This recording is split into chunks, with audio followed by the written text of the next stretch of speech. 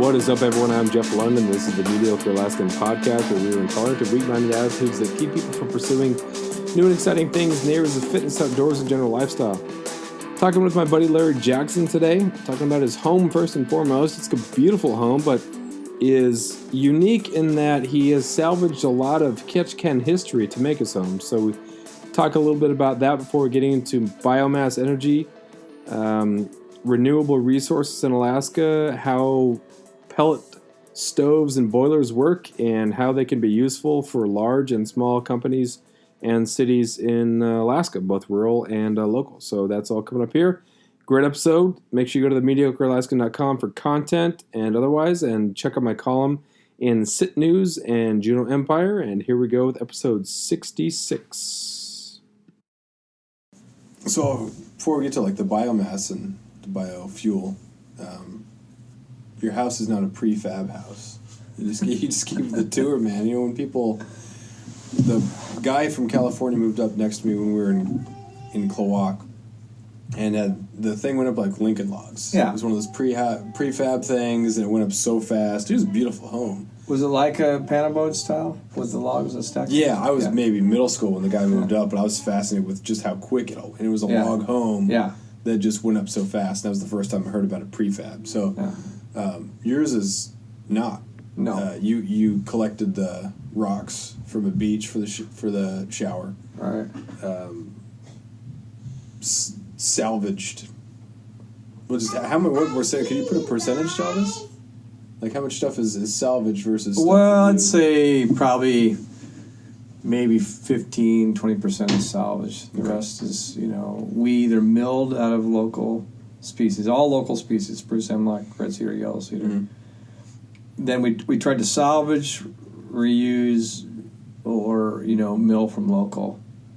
So then we did even one of the hardest things was a free use or free abuse, where the Forest Service allows you to have in designated areas get 10,000 board feet of logs, and then that's kind of the simple part. Actually, no, cutting down a tree is a lot harder than it sounds. And then dragging it out of the forest with a boat. Yeah. And then getting that all organized, towing it back, getting it out of the water at the sawmill, then sawing it up, kiln drying it, planing it, pre-staining it. Like all the siding is red cedar that we milled, got from free use wood, and a little bit of the timber, the beams were free use. Did you have stuff that's salvaged from a cannery that was downtown there was what they call the BB cannery. I think it was originally built in 1917, and it was only open for like 3 or 4 years. Yeah.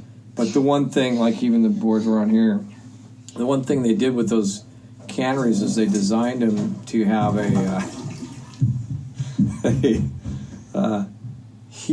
real thick floor, because they would stack a whole summer's worth of production on the floor. So they had to have this really thick board. So these are like 3-inch T&G floorboards, which after we planed them down, they were like 2.5 or whatever.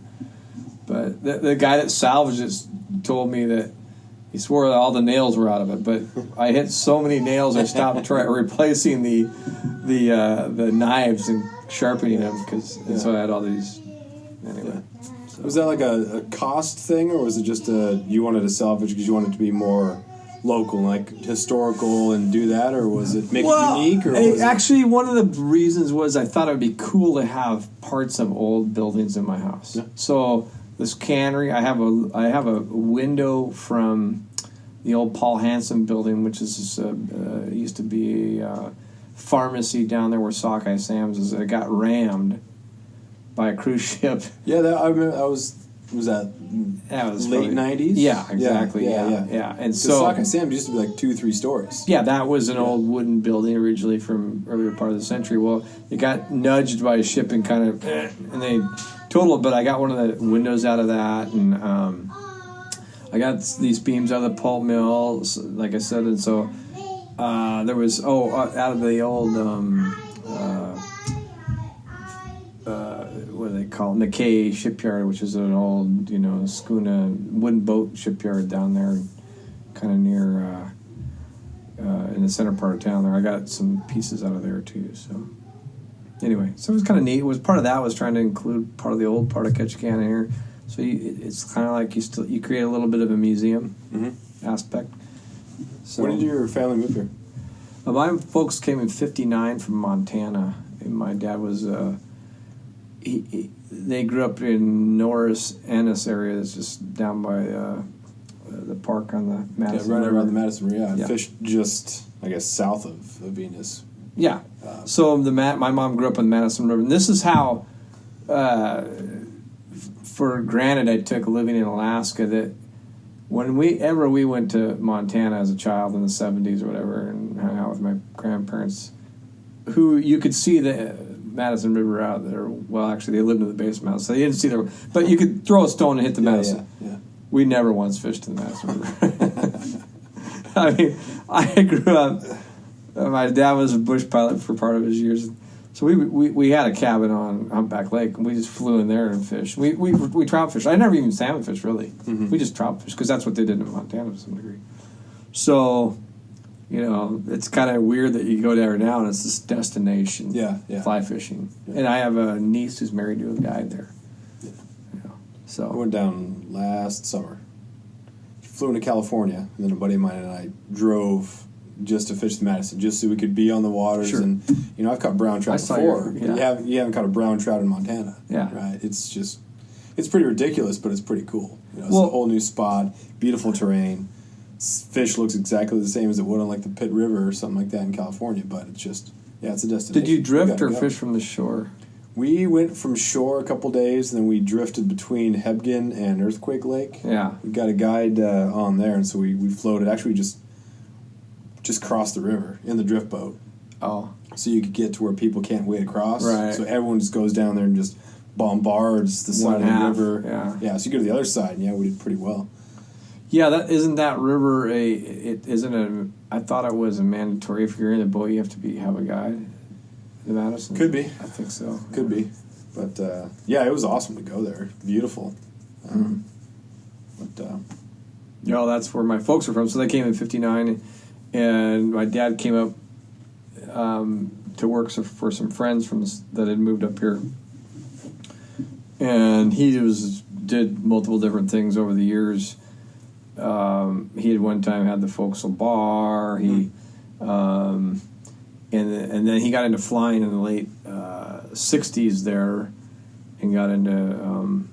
He had a little flying business he bought downtown where Cedars Lodge is now, called Bravilla Flying, and he did that. He was killed in 1975 when I was 74.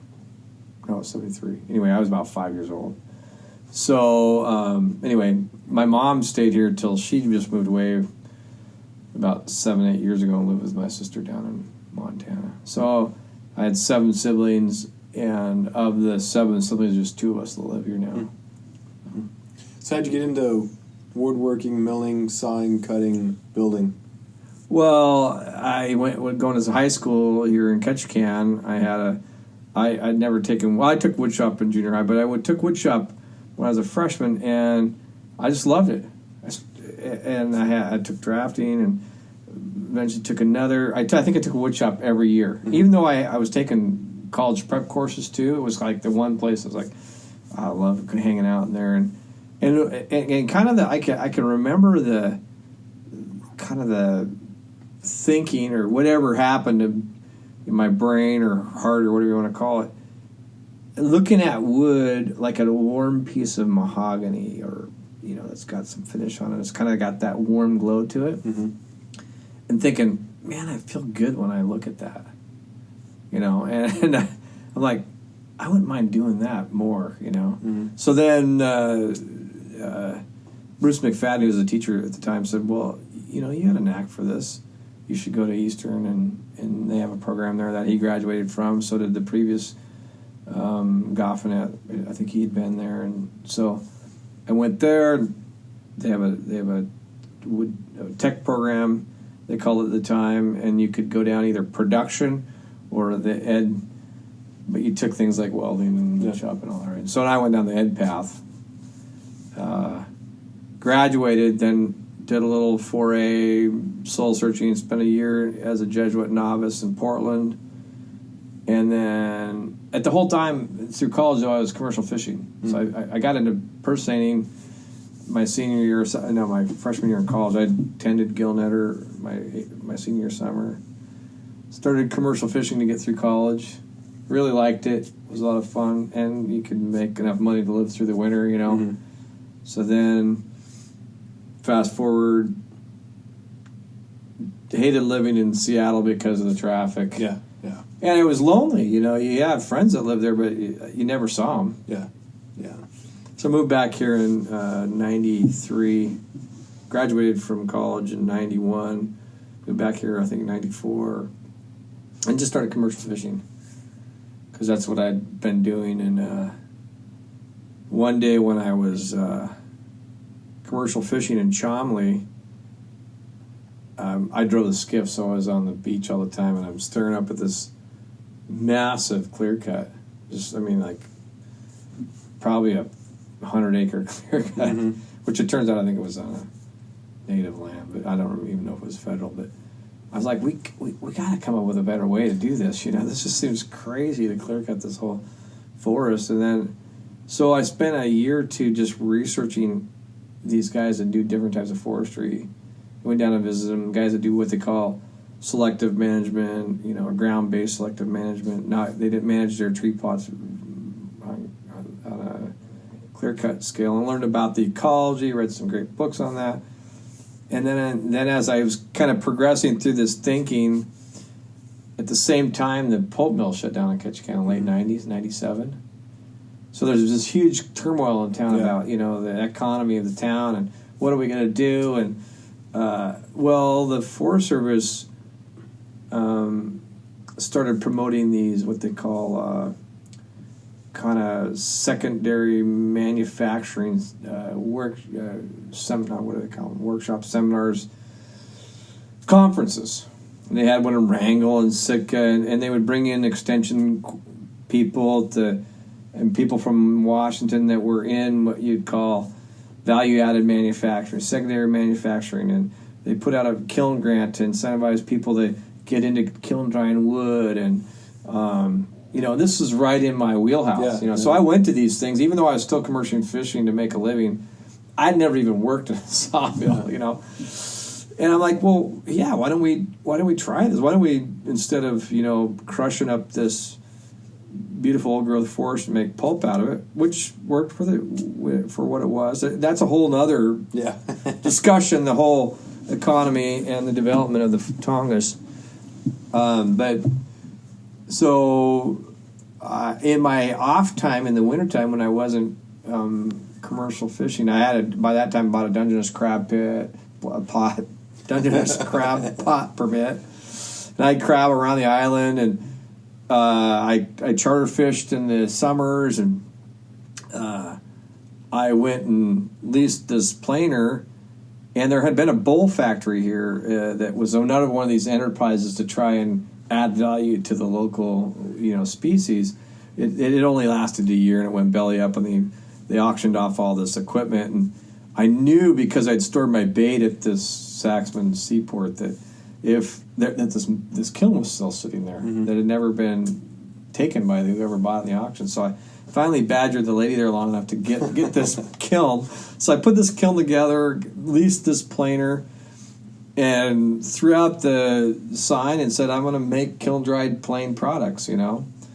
And I'd do that with the assumption that I buy the wood from the sawmills on POW, and then do this secondary drying and planing here with a custom product in mind. So if somebody wanted especially siding, I'd mill it, or if they wanted some flooring or paneling or timbers or whatever. So, but the whole idea was I didn't sell it green. I was going to be the guy who would kiln dry it, plane it, and add that portion of the value to it. Well, there's many pitfalls to that, but you know, I work at it mostly. Supported it with commercial fishing, and it kind of paid for itself. I eventually hired a guy that worked there part-time while I was fishing to support myself, and so anyway, and I just became a real advocate for, hey, this is beautiful wood we're shipping somewhere else to be made into stuff we use. Why don't we just do it here? Kind of thinking. Right. And there actually had been quite a bit of that here early in the years.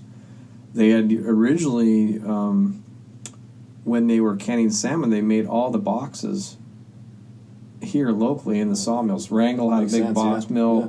They would cut all the spruce to make the boxes that they'd put the cans in. And it's tough to find one of those boxes because they all got shipped out of the state. Yeah. But there was a whole sawmill in Wrangell and in Ketchikan just making cannery shipping boxes. And those went away when cardboard came in the 50s. You didn't need wood boxes anymore, So, anyway, so it's a tradition that was here. It's kind of come and gone. There were some specialty mills, even here in Ketchikan. They used to do a lot of the shiplap and T&G products for building houses. But what happened was plywood came in, and it took all those kind of what we'd call, dimensional products. It kind of took them out of the market because it wasn't affordable now. If you ever look at an old house in Ketchikan, like even the ones up on Jackson Street, they have what they call a horizontal shiplap, and that's for shear. So the siding and the flooring runs horizontally across the side of the wall or on the floor, and that's because they didn't use plywood. After years of fine print contracts and getting ripped off by big wireless providers, if we've learned anything, it's that there's always a catch. So when I first heard that Mint Mobile offers premium wireless starting at just $15 a month, I thought, what's the catch? But after talking to them and using their service, it all made sense. There isn't one. Mint Mobile's secret sauce is that they're the first company to sell wireless service online only. They cut out the cost of retail stores and pass those sweet savings directly to you. For anyone who hates their phone bill, Mint Mobile offers premium wireless for just $15 a month. I was hesitant about having to get a new phone and a new phone number, but with Mint, you can use your own phone with any Mint Mobile plan and keep your same phone and your same phone number along with all of your existing contacts. Mint Mobile gives you the best rate whether you're buying for one or for a family, and at Mint, families start at 2 lines. All plans come with unlimited talk and text plus high-speed data delivered on the nation's largest 5G network. Switch to Mint Mobile and get premium wireless service starting at just $15 a month. To get your new wireless plan for just $15 a month and to get the plans shipped to your door for free, go to mintmobile.com/waypoint. That is mintmobile.com/waypoint. Cut your wireless bill to $15 a month at mintmobile.com/waypoint. But, so this house is a little bit of an old view of looking up at a T&G roof. That was real common before plywood. Now, most people only do it for architectural or reasons, but in most homes, you're going to have plywood with sheetrock. So I know that's a long way around to say why we did that wood business, but and many nuances along the way, and eventually you create enough waste that you then have to do something. We were just burn all of our waste. But at that time, I was running from the burrow down in the old pulp mill. Ironically, I was in the shadows of this massive pulp mill in their pulp warehouse where they used to still store the round rolls of pulp. And they were saying, "Hey, you can't burn that wood here because the smoke is going up into the office building that was now housed the Alaska Marine Highway office, and you're bothering them."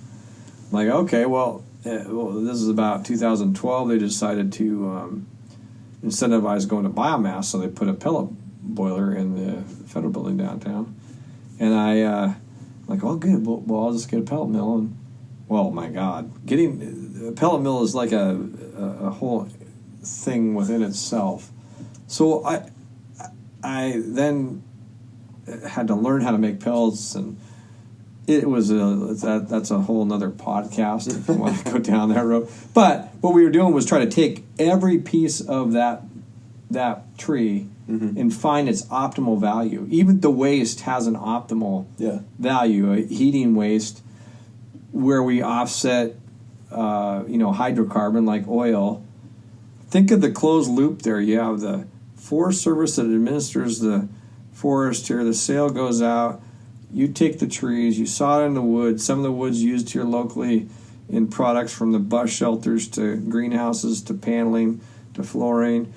The waste is then used to make pellets. The pellets then go back to heat the building that the Forest Service administered the sale out of. Yeah. I mean, isn't that just a wonderful closed loop? Tell me about the biomass boilers. Like, what's the cost there? Because you can use that not only to heat like water and stuff. You can heat entire buildings. Like, how does that? Like, how does the? Well, you're burning the pellet, and it's a much more efficient burn. Is that right? If it's totally dry, it's more efficient burn. Like, what is just from that piece of it? Well, so two things. So, like, let's say you have a building, like an existing building that used to be heated with oil. Well, it's a hot water system, meaning that it's using 180 to 200 degree water, and so you need a similar type of boiler to heat that water. Like a heat pump is another form of heating.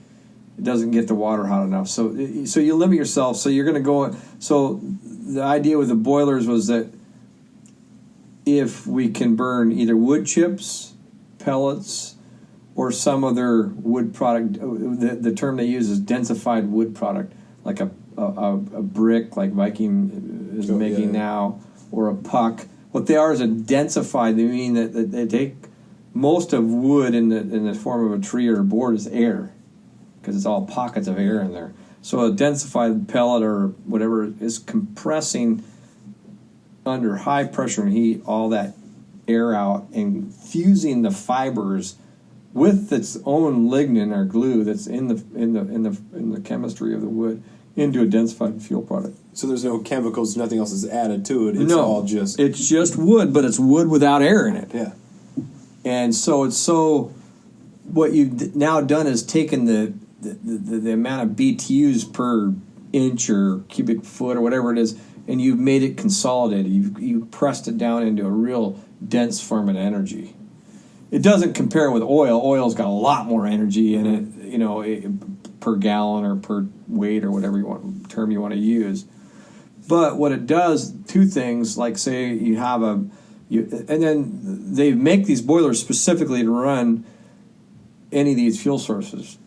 So one of the dilemmas I ran into right away was, why would I choose pellets? The first thing I did was I called the Forest Service and I said, what kind of boiler are you going to put in?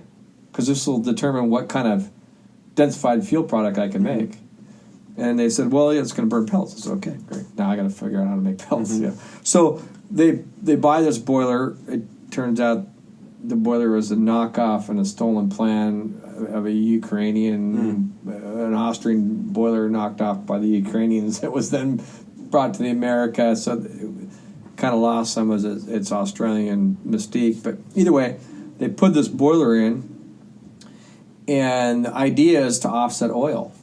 We're not going to use oil because we're trying to go to renewable energies.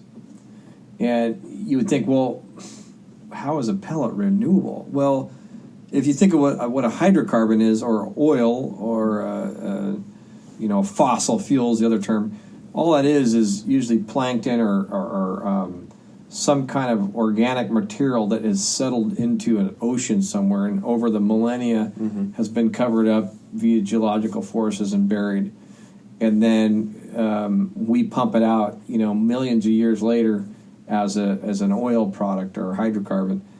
Well, the way that a wood product circumvents that is that it says, well, that tree will renew itself. The carbon that it stores will renew it will regrow within 100, maybe 200 years, versus a fossil fuel that may take millions. Yeah. So you speed up the carbon cycle, and therefore a lot of the world sees that use as sustainable. So that's what they were doing with these wood boilers at a federal level. And they do it and I just got back from Denmark, and they've been doing it there for the same reason since 78, when the first oil embargo happened, Denmark and much of Europe decided, well, we're not going to be held captive by this oil. Yeah. Because they didn't have any oil. Well, they hadn't discovered offshore oil in Norway yet. So anyway, so they went off, and so they've been developing these boilers for years there, and they run whole cities off wood. So the other reason Ketchikan and Southeast started to go towards biomass. Now, there's other forms of biomass. A lot of the schools in Prince of Wales and even up on the Yukon are using what they call cordwood boilers. And these have been a great thing for these small communities because what they did was they figured, well, we're paying so much for oil. It's exorbitant gallon rates. Our cost of heating is high. We can spend a little bit of money, put these cordwood boilers there, and then when our people, our residents, or members of the tribe, or whatever they were, are not busy, they can actually go out and harvest wood in a cordwood form, stack it, cure it, and sell it to us at whatever cord rate is. We've now kept that dollar in the community. We gave this guy some money. Instead of that fuel dollar going somewhere, it stayed right there. And they're more efficient. They're not using as much money. So they saved huge on their savings bill, especially on the Yukon and on POW. They're using these Garn boilers. And it's working out really well. They're eating greenhouses with them. They're eating all sorts of things. What's the difference between your cordwood and pellet? Is just a matter of your pellet and what would be the advantage to one or the other? Well, so it's all to do about where you can get the source of fuel affordably and the scale of what you're trying to heat. So, like in a pellet, let's say you're heating this massive building. Well, if you had a cordwood building, someone would have to be standing by every few hours to throw wood in there just to keep enough heat to keep that building going. Whereas if you have a large office building or infrastructural building where it demands quite a bit of heat, and it demands it in a kind of sophisticated way. When somebody wants heat on the fourth floor, they want heat on the fourth floor. So what a pellet boiler does is that since it densifies that fuel, you can store a lot of BTUs in a relatively smaller space.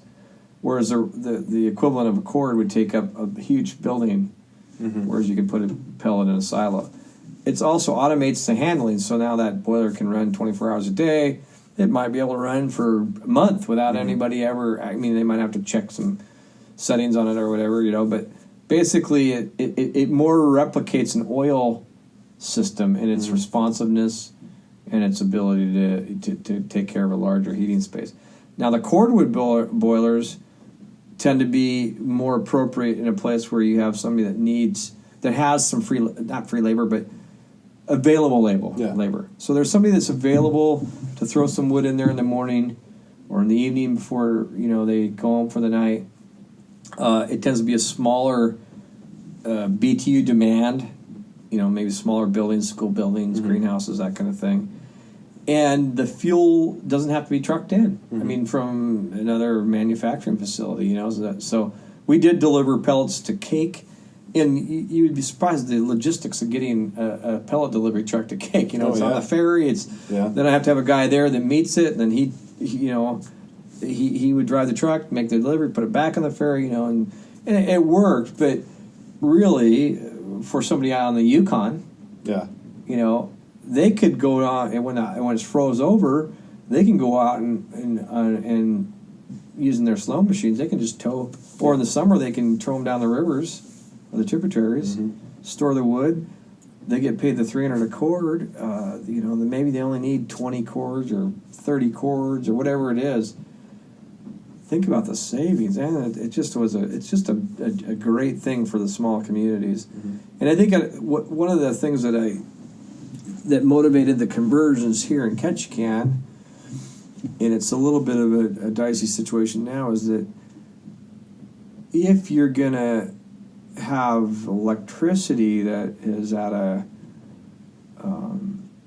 cheap rate, it incentivizes people to change electricity to heat space. So we did kind of a weird thing when we made our hydroelectric cheap. It outcompeted oil so people convert to using electricity. Well, then it doesn't allow a lot of free electrical capacity for things that have to have electricity, such as turning motors, particularly lights, other types of electrical demand. So the way you offset that is, instead of heating with electricity, you can heat with biomass. Now you don't take up electrical capacity. So as a society or a community, we say, well, how are we going to heat space, power our lights, all within this given structure of hydroelectric, or, we have wood available. And so that's kind of why they've chosen to try and heat some of our larger buildings with wood. Now, it's had some pitfalls because heating with wood is not identical to heating with oil. You need it to be engineered carefully, because if you think about an oil boiler or a natural gas boiler, when you turn on the thermostat up and it says I need heat, the oil injects in there, ignites, heats the water. It's very responsive. Same with a natural gas or even electric. Well, wood, you know how you start a wood stove? It starts out, it's not very hot. Then after you get about an hour in, you've got a couple cords and you've got the door cracked and it's raging. And now it's hot. And I'm sure you've had this experience in a Forest Service. Where pretty soon now you're just laying on the bunk and you're just like, oh God. Well, because you can't turn that heat off. It's just, it's going. Can't regulate it, You can't regulate it very well. And so that has to be considered with these biomass boilers too, because once you fire them off and you got them going and you got this certain amount of thermal mass, you just don't turn it off. So they either have a heat sink or a storage for that, or you engineer them at a lower design rating so that they have to work harder, and they tend to work at peak demand. And so they don't work, you don't even use them in the summers, they're kind of off, because you want them to start and then basically never turn off. You just want them just rolling, and they work most efficiently in that way. What about maintenance on those? Well, they do take more, I would say, in general.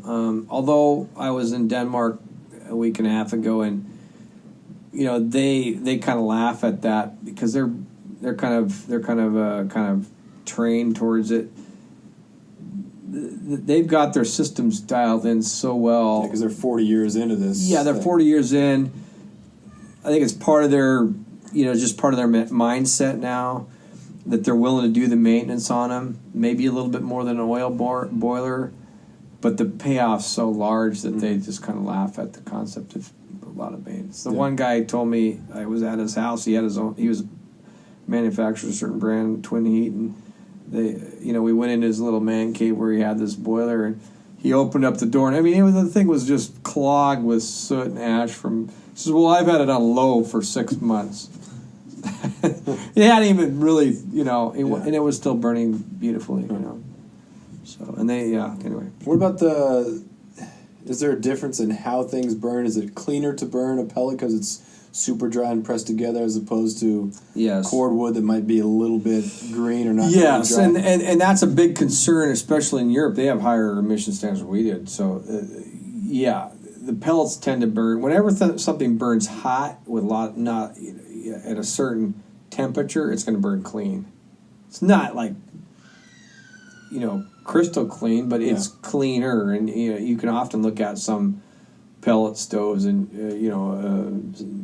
pellet boilers and look at their exhaust, and it's just like, it looks like a natural gas, because they're just burning. They've engineered them to burn with a certain oxygen percentage, a certain.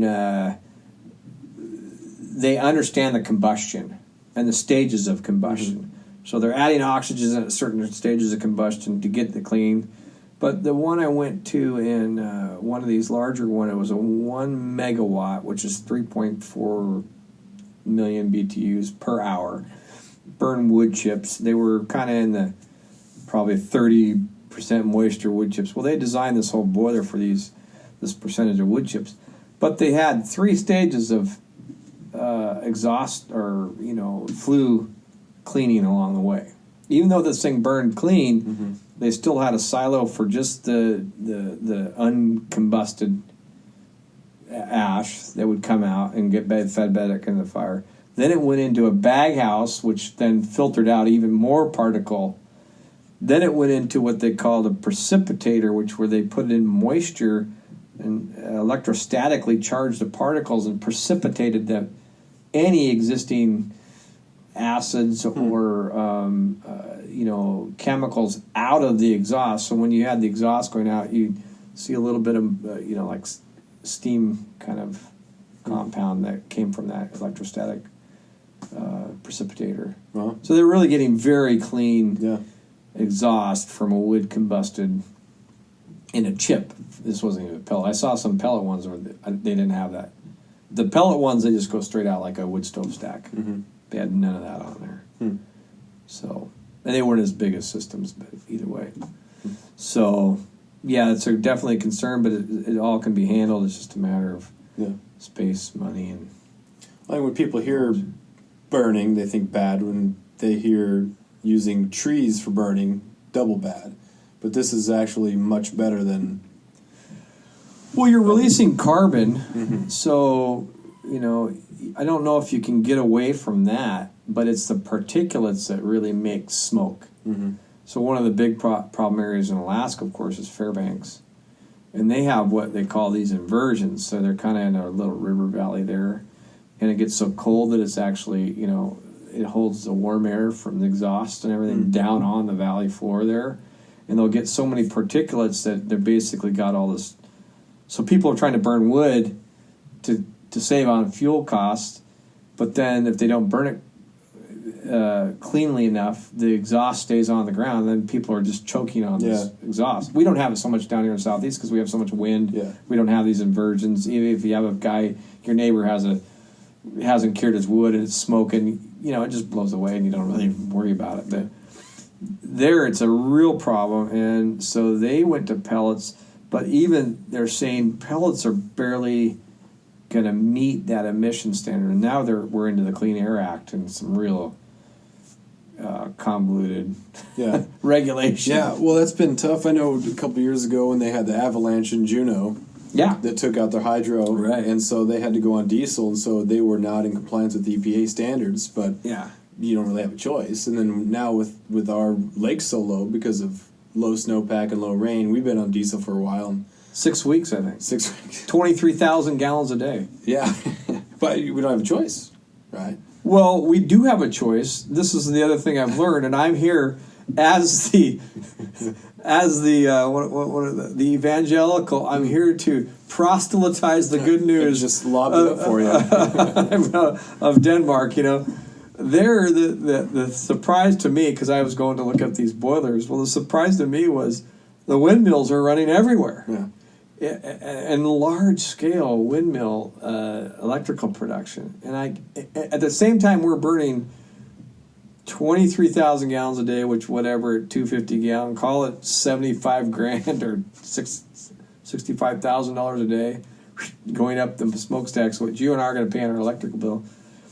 We could take that money and invest it in some strategically well planned out, well thought out wind turbines, and what you would do is you would use as much wind capacity and spare your hydro for the dry times. Or if you have enough water, use your hydro, but always keep your lake full. Yeah. Then wind dies, you now use your lake. There was even a concept where, I don't know if they did this in Europe, but where you put a bladder underwater, an air bladder. You use any excess capacity to inflate this bladder. The then head pressure or water atmospheric pressure, when the bag is full and you now call for power, it presses the air out of the bladder and through a turbine generated from air pressure to then generate electricity from that. It's basically a way to store renewable energy in a conceptual way. They've used this in Great Lakes. There's some trial runs on that. But so we do have there is the capacity. I think it's just a matter of socially coming to grips with it and making the investment. You and I talked briefly earlier about the windmills. I lived in California, and I saw a bunch down at Palm Springs in the Altamont area that you had one that was just going at a frenetic pace. Yeah. And then 90% of them aren't doing anything. Yeah. So what did you see as far as how they were running? Well, I never did ask them that, but I suspect what happens is that I think they're oversupplied now in California. So those are probably agreements that have happened on the utility level that says, well, I need so much power, I don't need it now, and they can either feather those or they could be maintained. There were always a few that I would notice in Denmark that were not running. Now, I didn't know if why they weren't running, and because the guys I was driving around with were biomass people, I never really asked them, hey, how come those windmills aren't running? Yeah. But I either suspected it was because of, they didn't need the capacity, or they were down for maintenance, or there was not enough wind. But vast majority of the ones I saw were running, and they were running when you would think, is it really even windy out? I would look around and look for trees moving. I wouldn't even see a leaf moving in these 4-story high massive wind turbines would be just plopping along there. And it doesn't take much. These are huge 3-bladed windmills, and they turn into slow RPM. I think that's due to the gearing and the way they're designed. Also, because you don't want them to run too fast, or they'll fall. They actually can destroy themselves. So they're regulated per the wind. If there's too much wind, they actually shut them down too. And then they don't kill as many birds if they go at a slower RPM. I don't know if many. That is a problem.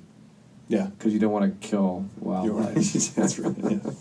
I mean, we want to kill wildlife under certain conditions. Yeah, like this weekend when I'm going deer hunting, you want to kill some wildlife. I would like to do that. But I know you got family stuff going on. So where can people are interested? How can they contact you? Well, I think that there's so much potential for this. I would love it. And you can call me, even if you don't want to really, if you're not interested in buying boilers or doing this, but you just want to learn more. I'm always willing to talk.